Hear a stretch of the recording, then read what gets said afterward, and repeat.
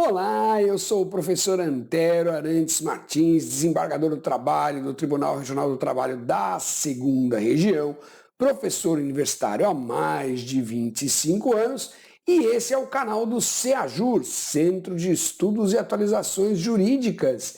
Esse canal é voltado a difundir conhecimento em direito e processo do trabalho.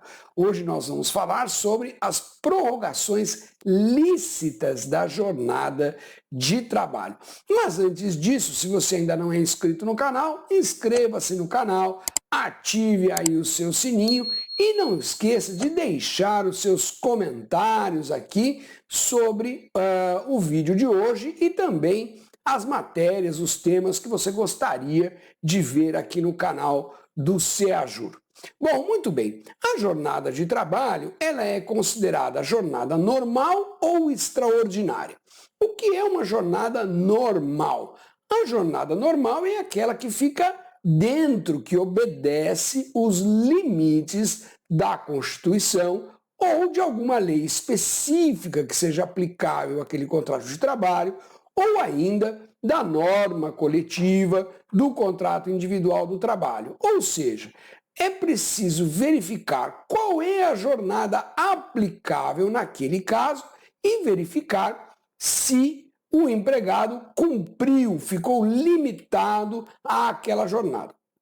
Nós sabemos que a Constituição Federal estabelece uma jornada máxima de 8 horas diárias e 44 horas semanais.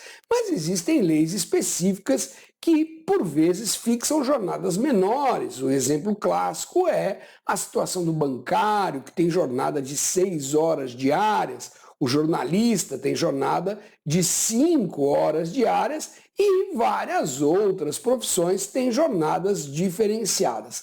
Além disso, existem convenções coletivas de trabalho, acordos coletivos de trabalho que fixam jornadas menores para as respectivas categorias. E não é de todo impossível também encontrar um contrato individual de trabalho em que o empregado e o empregador tenham pactuado uma jornada menor do que a fixada na Constituição, na lei ou nos acordos e convenções coletivos de trabalho. O que significa que, havendo uma multiplicidade de normatividades sobre o tema, nós vamos escolher aquela que for mais favorável ao empregado. Se o empregado estiver dentro do limite aplicável àquele contrato, eu tenho uma jornada ordinária. Quando o empregado extrapola esta jornada, este limite, então eu tenho uma jornada extraordinária. Extra, fora, ordinária, comum, fora do comum. Isso nós usualmente tratamos como hora extra. A legislação não usava essa expressão hora extra até a reforma trabalhista, até a lei 13.467 de 2017, quando então nós passamos a encontrar na CLT, aqui e ali, a expressão hora extra, que é um diminutivo de hora extraordinária, não é?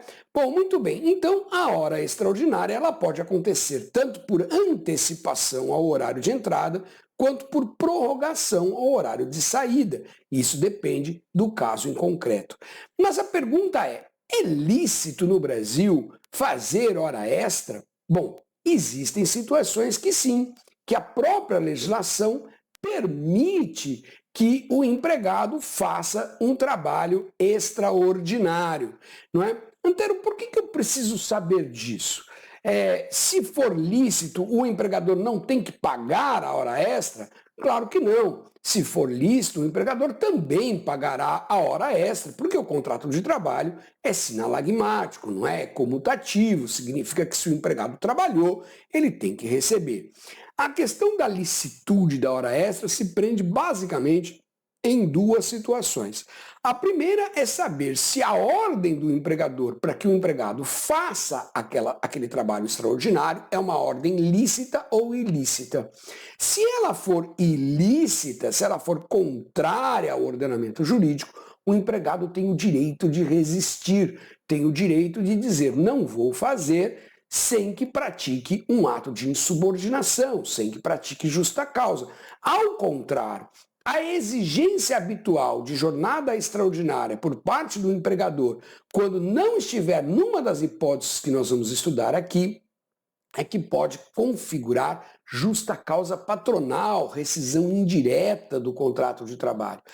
Além disso, e para além disso, também a fiscalização, né, do Ministério do Trabalho, ao chegar na empresa e verificar que aquele determinado empregado fez horas extras, ele vai procurar ali uma das hipóteses lícitas de prorrogação de jornada. Se não tiver nenhuma dessas, que nós vamos estudar agora, não é? Então, o empregador será autuado, sofrerá uma multa administrativa por ter exigido do empregado jornada de trabalho extraordinária de maneira ilícita. Então, quais são as situações nas quais o empregado pode licitamente prorrogar a sua jornada de trabalho? Veremos agora, mas antes disso, não esqueça aí de deixar o seu like, não é?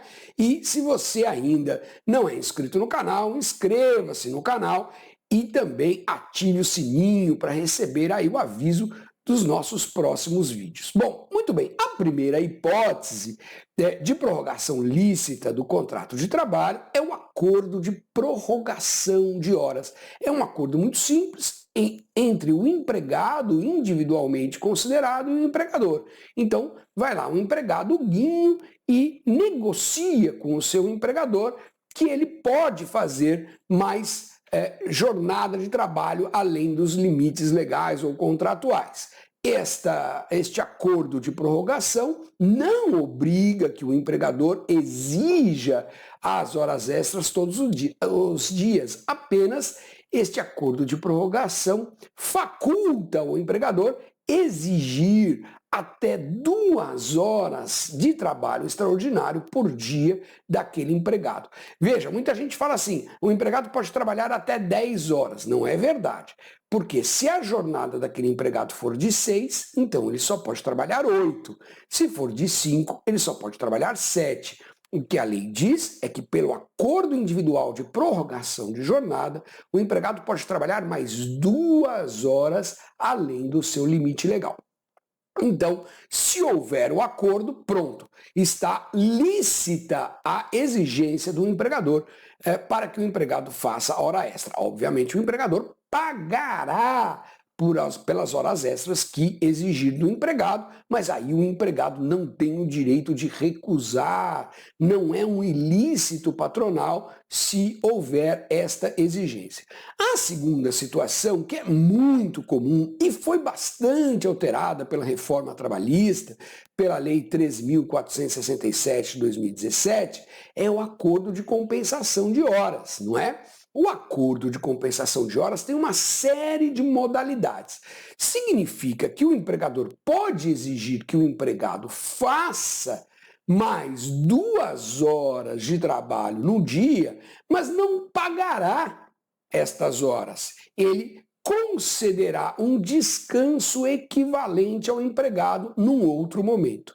Existem várias modalidades. Antes da reforma trabalhista, nós tínhamos só 2. O acordo de compensação semanal, que continua existindo, significa que o excesso de jornada praticada num dia pode ser compensado em outro dia da mesma semana, desde que o módulo semanal de 44 horas seja respeitado. Esta é uma modalidade que já existia lá antes da reforma trabalhista. Então, o que era mais comum? O empregado trabalha 9 horas na segunda, 9 na terça, 9 na quarta, 9 na quinta. Então, veja que ele fez 1 hora a mais nesses 4 dias, 8 na sexta, completou as 44 horas semanais, não trabalha no sábado. E aí ele fecha a semana com 44 horas semanais. Para este acordo, é possível que ele seja pactuado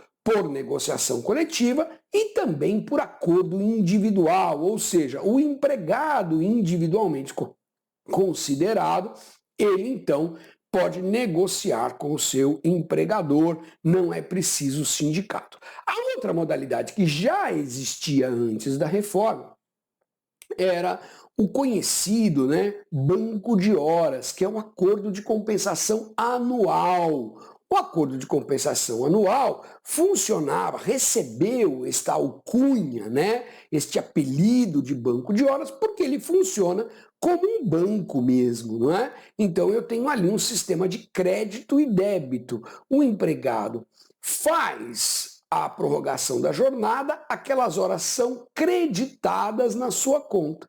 E lá na frente, no momento que melhor interessar ao empregador, o empregador concede folgas, emendas de feriados, por exemplo, e debita desta conta as horas extras que o empregado folgar, que o empregado compensar. O que é importante no banco de horas anual é que ele tem que ser negociado coletivamente pelo sindicato, em convenção coletiva ou acordo coletivo de trabalho. E ao final de um ano, veja, não é o ano civil, de 1º de janeiro a 31 de dezembro, é o ano da implementação do acordo.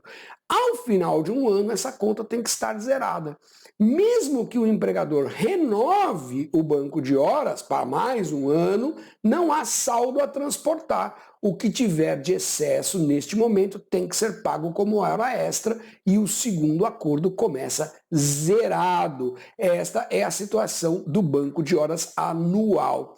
O que acontece é que a reforma trabalhista trouxe uma série de outras situações. Por exemplo, o banco de horas semestral funciona da mesma maneira que o anual, só que por 6 meses e não por um ano. Qual a diferença? É que o semestral não precisa ser negociado com o sindicato.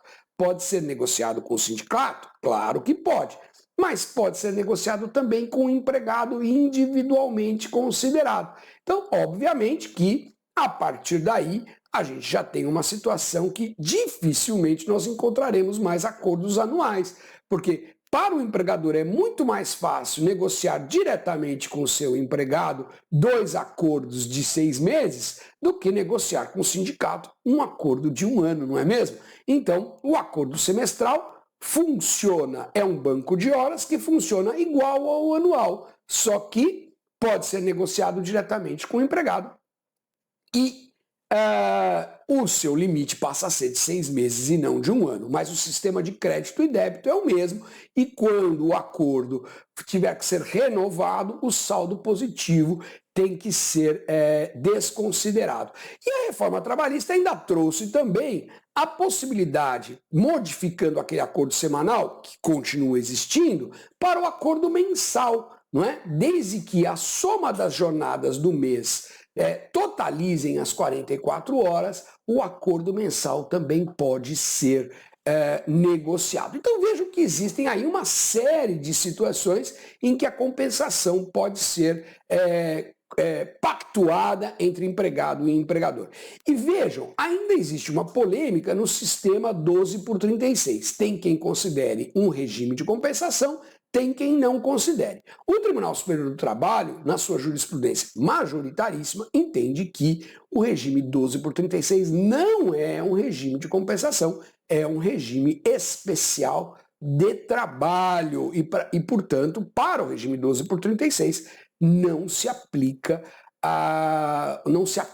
né, as regras e as limitações da compensação de jornada. De qualquer maneira, é importante dizer que o regime 12 por 36 pode ser negociado também agora diretamente com o empregado e ele ainda autoriza que essa negociação reduza ou até elimine o intervalo intrajornada. Tudo a partir da reforma trabalhista. Eu estou deixando aqui no descritivo todo esse regramento dos sistemas de compensação de jornada. Bom, muito bem.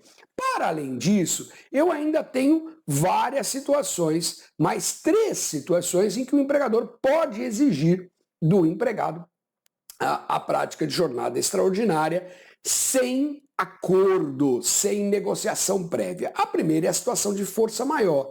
Na situação de força maior, que todos nós conhecemos, é aquele evento imprevisível e inevitável ao homem médio, seja por força da natureza, seja por força da ação de terceiros, o empregador pode exigir que o empregado pratique horas extras, ainda que sem negociação prévia, porque é um evento imprevisível e inevitável e, portanto, o empregador não tinha como negociar antecipadamente. A CLT também prevê a possibilidade de exigir o labor extraordinário para conclusão de serviço inadiável ou cuja inexecução possa causar manifesto prejuízo.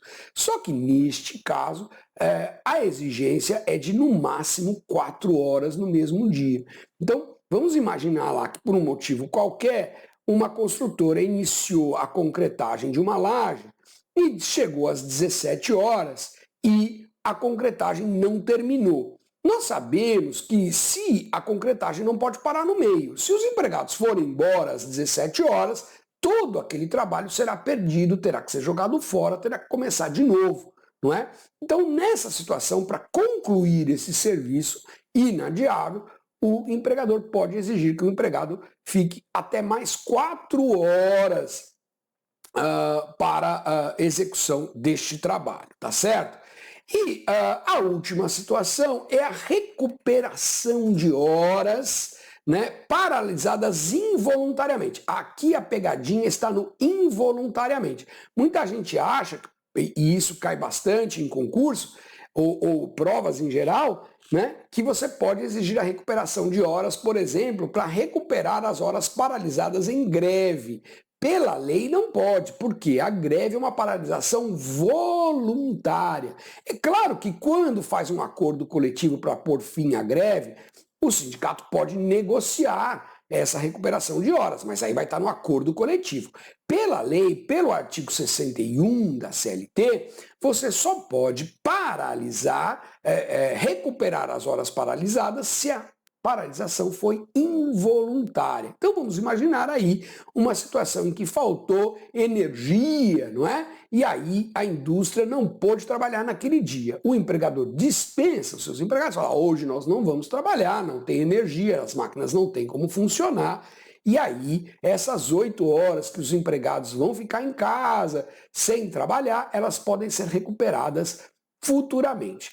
A regra aqui é o seguinte, na recuperação de horas por paralisação involuntária, o limite é de 2 horas por dia, ou seja, se perdeu 8 horas, pode pedir 2 horas em 4 dias, no limite de 50 horas ano. Tá certo? Por este motivo. Combinado, pessoal? Essas são as hipóteses, então, que o empregador pode exigir jornada extraordinária dos seus empregados. Se você ficou até aqui, não esqueça de deixar o seu like, né? Faça a sua inscrição no canal, ative o sininho para receber as notificações dos próximos vídeos e, principalmente, deixe aqui o seu comentário, o que você achou desse vídeo e que temas você gostaria que a gente tratasse aqui nos nossos próximos vídeos, ok? Eu espero a participação de todos vocês. Até a próxima. Forte abraço!